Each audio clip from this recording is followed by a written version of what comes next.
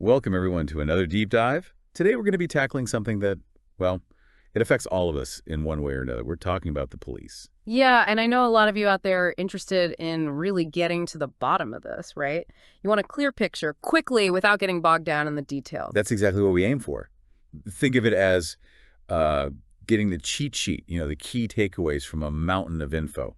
And we've been through a lot of material. It's not about just memorizing facts, though, right? We want you to walk away with like a solid foundation about what the police are really all about. Like, where did they come from? How did they develop in different parts of the world? And how has their role changed over time? Right, right.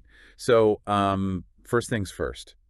What exactly are the police? Well, our main source defines them as a constituted body of persons empowered by a state with the aim of enforcing the law and protecting the public order as well as the public itself. So basically, an organized group given authority by the government to, well, to keep us safe, protect our stuff, our health, and make sure things don't descend into chaos. Exactly. And that power includes the ability to arrest people and use force if they have to. Right, which raises a pretty big question. The state is, well, it's the only one that's really supposed to be able to use force legally. It's a big responsibility, and yeah, we'll come back to that later. For sure. Now, here's something that I always found kind of interesting. We think of police as being totally separate from the military, but then you have, what are they called? Gendarmerie. Yeah, gendarmerie. Yeah. Those military units that are specifically tasked with civilian policing, and it suddenly gets a lot more, well, blurry. Like, how different are they really? And policing, it goes beyond just chasing criminals, doesn't it? It's about making sure society runs smoothly, things like traffic control, keeping events safe, all of that. Okay, so that's what they do, but how are they funded? Usually, police forces are they're public services paid for through taxes. Right. Which means we're all kind of stakeholders in a way. Definitely. Now, if you look around the world, there are all sorts of names for them, right? Police departments, constabularies. I think in Ireland, it's the Garda or the Gardaí. Yeah, that's right. But even with the different names, the basic concept, it's pretty much universal, isn't it? It is. And even the slang terms reflect that, like cop, one of the oldest slang terms for police, and now it's so commonplace it doesn't even feel like slang anymore. I know, right? It's interesting, though, where the word police itself comes from. Yeah, it goes back to Middle French, then Latin policia, and ultimately to ancient Greek policia. It meant like citizenship, administration, the things that make up a civil polity. Yeah. And it's derived from polis, meaning city. So right from the start, it's tied to this idea of, well, of cities, of organized urban life. Right. About how people live together, how they govern themselves in a shared space. Which makes sense, because you need some way to, keep order in a city. And that brings us to the ancient roots of law enforcement. It's really fascinating to see how early this idea appeared. Like in China, for thousands of years, they had officials called prefects in kingdoms like Chu and Jin. Oh, yeah. Yeah, they were responsible for enforcing the laws. And it was a pretty organized system, too. They had different levels of authority. Wow. And get this, there were even female prefects. And people could actually go to these prefectural offices to report crimes. That's amazing. So you had like a formal way to report crime way back then. That's really interesting. It is. It was so successful that the prefecture system actually spread to Korea and Japan, too. Huh. So you're saying as soon as societies settled down, organized themselves, they needed a way to, well, to keep things in check. It's a universal thing. Yeah. And in Babylonia, at first, it was mostly military leaders or powerful figures who did this, but they eventually had officials called pacutus. They were specifically for investigating smaller crimes and making arrests, both in cities and rural areas. Oh, interesting. Yeah. Then you have Egypt. And the evidence there is ancient, too. There are even records from the Old Kingdom that mention a judge commandant of the police. Wow, that's a title. Right. And later on, they had warriors with wooden sticks guarding public spaces, and they even used trained animals sometimes. No way. Really? What kind of animals? I don't know. The source doesn't say. But by the Middle Kingdom, they had a whole professional police force dedicated to enforcing laws. And it became even more developed during the New Kingdom. These guys weren't just arresting people. They were also interrogators, prosecutors, and even like bailiffs. Wow. Yeah. And they had specialized units for like protecting temples, guarding tombs, securing trade caravans, and even protecting the royal burial sites. They had this elite force called the Medjay that guarded really important places. So that's interesting. They had different units for different tasks. That's a pretty sophisticated approach to policing. It's like they understood that you need different skills and approaches for different situations, kind of like how we have specialized units today. Exactly. Now, ancient Greece had a different system. They used publicly owned slaves as a kind of police force for the magistrates. Oh, really? Yeah. In Athens, they had the Scythian archers. They were actually Scythian slaves, and they kept order at public gatherings and dealt with criminals. But when it came to investigating crimes, that was mostly up to the citizens themselves. Oh, wow. So they were like a community watch in a way. Kinda, yeah. Yeah. Now, Sparta, they had their own thing going on. The ephors were in charge of maintaining order, and they used the Hippies as their enforcers. They even had a secret police force called the Cryptia to keep an eye on the Helots, who were their serf population. Ah, so not just about crime then, more about controlling a certain part of society, keeping them in line. Yeah, exactly. It makes you wonder who the police are really there to protect sometimes, right? It does. Now, in Rome, the army played a really big role in security. Like, the Praetorian Guard could be called in as riot police. Right, right. Cities would hire watchmen, and they had these officials called lictors who would make arrests and carry out punishments. Mm. The magistrates, they investigated crimes, but they didn't have a system of public prosecution like we have today. Under Augustus, they established the vigils in Rome, and they acted as night watchmen and firefighters. But they also apprehended petty criminals. Okay. And then there were the urban cohorts, which were specifically formed to deal with gangs. Ah, like specialized units again. Interesting how that keeps coming up. It seems like in a lot of places there was this close connection between the military and keeping order among civilians. Yeah, it's a recurring theme for sure. Hmm. And it wasn't just Europe, of course. Ancient India also had all sorts of law enforcement roles, like constables, thief catchers, watchmen. And officials called kotwals were in charge of local law enforcement up until the early modern period. The Achaemenid Empire, that's the first Persian Empire, they had really well-organized police forces with superintendents of police in each district. And get this, those officers also acted as prosecutors and even carried out punishments. So they were like a judge, jury, and executioner all rolled into one? Well, not quite, but yeah, they had a lot of power. It's a very different model from some of the others we've been talking about. Yeah, it is. Now, in ancient Israel, you had officials who made declarations, guarded the king, oversaw public works, and executed court orders. Every judge had officers under their command who were often Levites.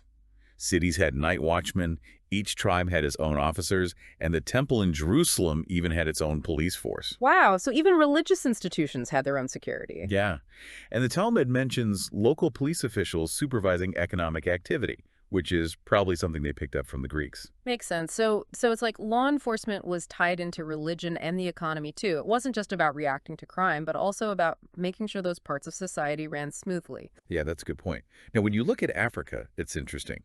In pre-colonial West and Central Africa, secret societies often took on the role of law enforcement. Really. Like filling the gap where there wasn't a strong state system. Exactly. And in ancient Ethiopia, nobles had their own retainers who would enforce laws.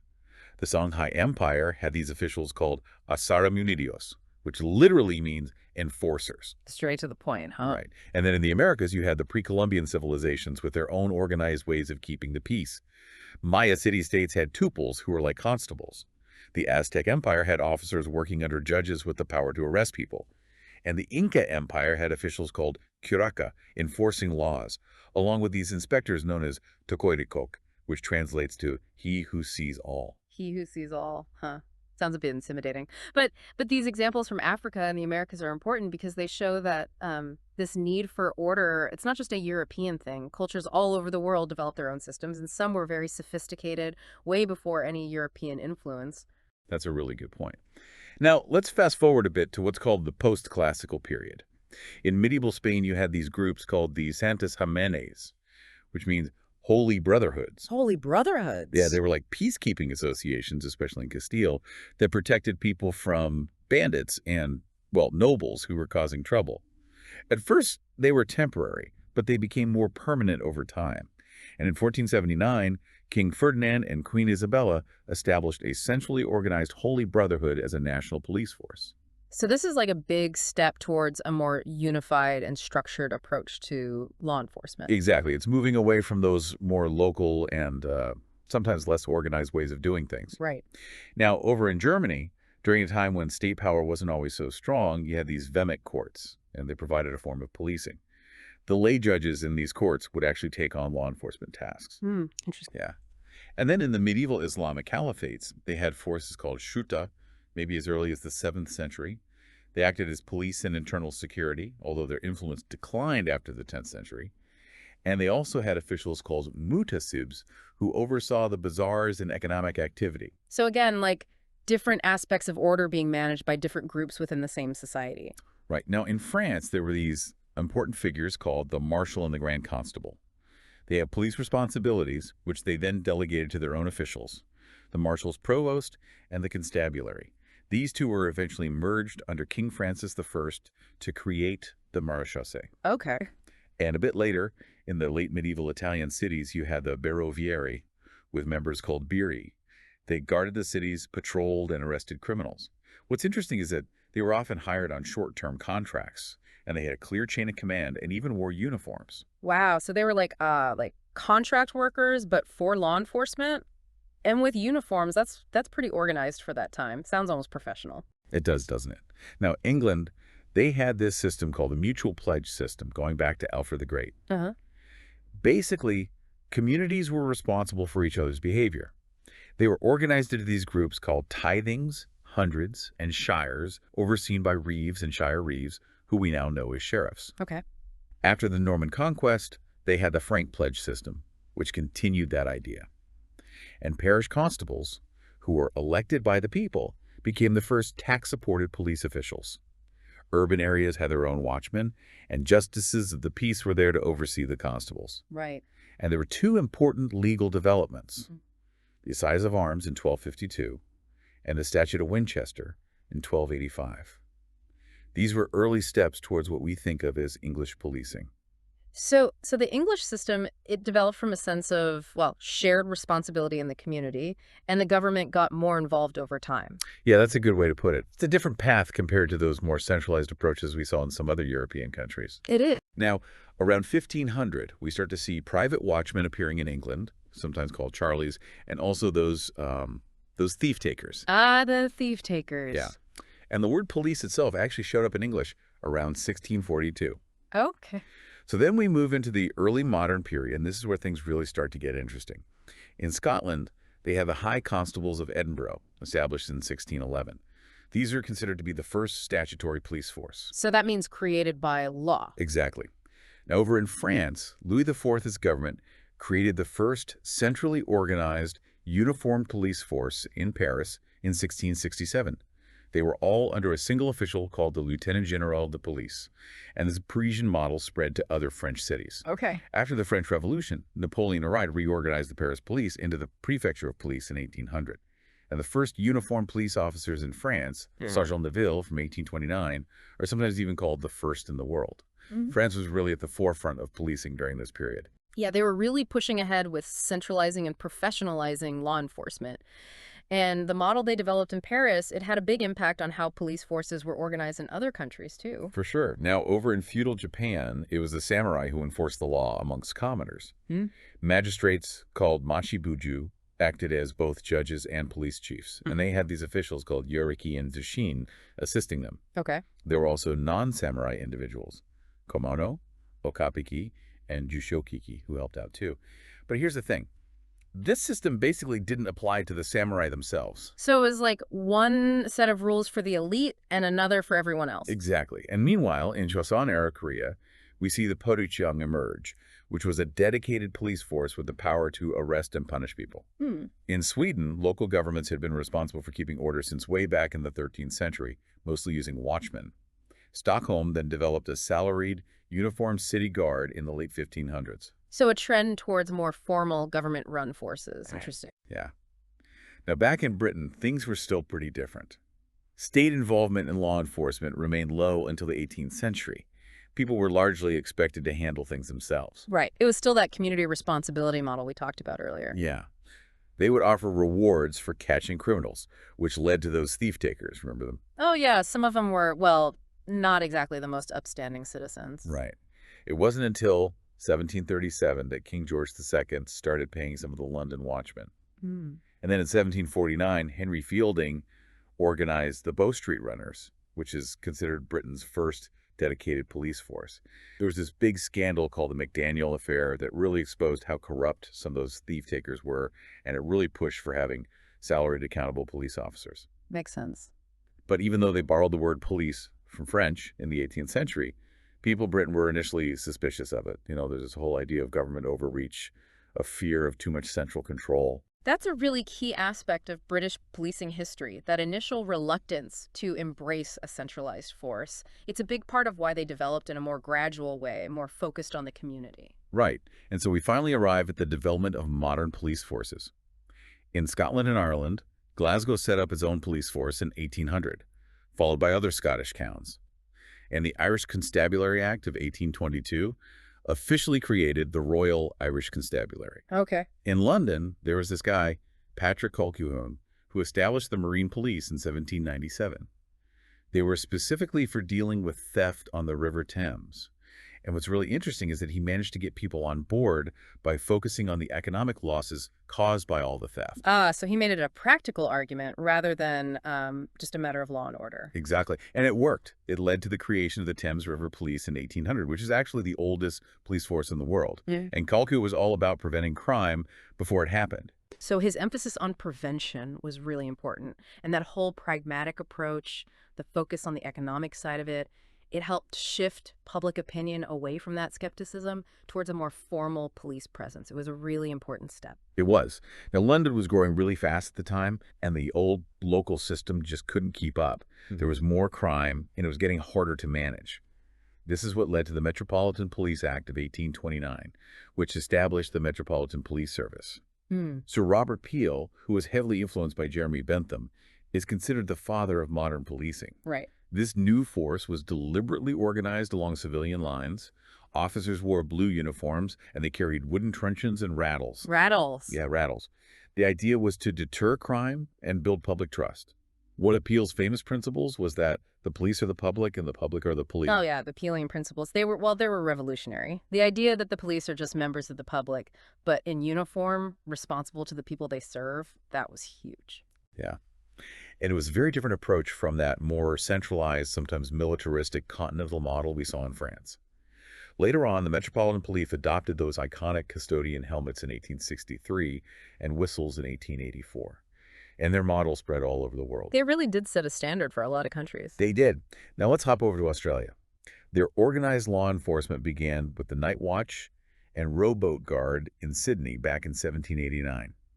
By 1825, they had rural bench police and even a mounted police force. The South Australia Police, established in 1838, were the first to have a centralized command structure. Okay. And now each state and territory in Australia has its own police force, plus they have the Australian Federal Police. Right. Over in Brazil, they actually recruited a police investigator in Rio de Janeiro way back in 1566. Local police units developed in most captaincies by the 17th century. After independence, each province got its own military police force for maintaining order, starting in 1831. And then there are various federal police forces that were established later on. So you're seeing those British influences, but they're being adapted to, well, to very different contexts in these colonial and post-colonial societies. That's a really good point. Now, Canada, their Royal Newfoundland Constabulary, which was established in 1729, that's the first policing service in all of North America. Oh, wow. Yeah. And then modern policing, based on the London model, started appearing in the 1830s. The Toronto Police Service from 1834 was their first municipal force. They eventually established the Dominion Police in 1868 and the Northwest Mounted Police in 1873. Right, the Mounties. The Mounties, exactly. Right. And those two merged in 1920 to become the RCMP, which provides federal policing and also provincial or territorial policing in many areas. Yeah. Ontario and Quebec, though, they have their own provincial police forces. Okay. Now, Lebanon's current police force started in 1861 with the gendarmerie. Remember those? Yeah, yeah. So there's that military connection again. In India, under the Mughal Empire, they had all sorts of officials responsible for keeping things in check. The first permanent police force with British influence was established in 1791 by Charles Cornwallis. And a more uniform police bureaucracy was formed under the Police Act of 1861, which created the Superior Police Services. They were later called the Indian Imperial Police. Right, right. And after India gained independence in 1948, it became the Indian Police Service. Today, most of the police forces in India are controlled by individual states and territories, but officers can be nominated to the Central Indian Police Service. Okay. Now, the United States, it's a whole different story. In colonial America, county sheriffs were the main law enforcement officials. Villages and cities would hire constables and marshals, and a lot of them had night watches. Of course, there's also the dark history of slave patrols in the Carolinas. Charleston actually had a municipal police force as early as 1785.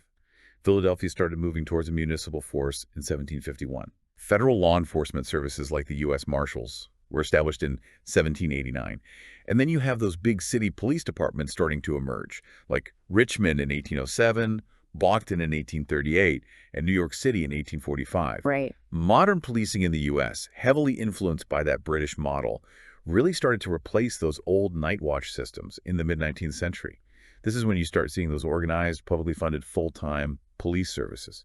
Out in the Old West, they had sheriffs, rangers, constables, and federal marshals. All those iconic figures. Right. And even today, they can create special districts for extra police protection in certain areas. And recently, San Francisco approved the potential use of robots for law enforcement, which includes the use of deadly force in very specific situations. Robots. Yeah. It's a pretty controversial decision. Yeah. But it makes you think about the future of policing. It really does. I mean, the U.S. has this very complex and decentralized system of law enforcement, doesn't it? It's a reflection of their history, their federal system. It's a very unique landscape. It is. Okay, so now let's switch gears a bit and talk about, well, the theory behind policing.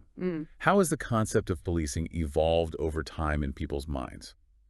Michel Foucault, he was a very influential thinker, and he argued that the modern concept of the police really came together in the 17th and 18th centuries through the work of German and French scholars. Okay. They saw the police as having a much broader role than just enforcing laws.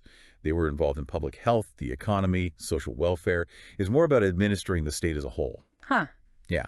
And then you have the concept of preventive policing emerging in the late 18th century, championed by people like John Fielding. Jeremy Bentham, with his utilitarian philosophy, also had a big impact. He emphasized preventing crime rather than just punishing it. Right. So that's a big shift, isn't it? From reacting to crime to trying to stop it from happening in the first place. Exactly. And Bentham's ideas directly influenced Patrick Colquhoun's work with the Thames River Police, remember? Oh, yeah. Which was founded on those preventive principles. Edwin Chadwick argued in 1829 that prevention should be the primary concern of the police. And this idea was echoed in Robert Peel's 1829 Police Act, where the principal object of the police became the prevention of crime. I see.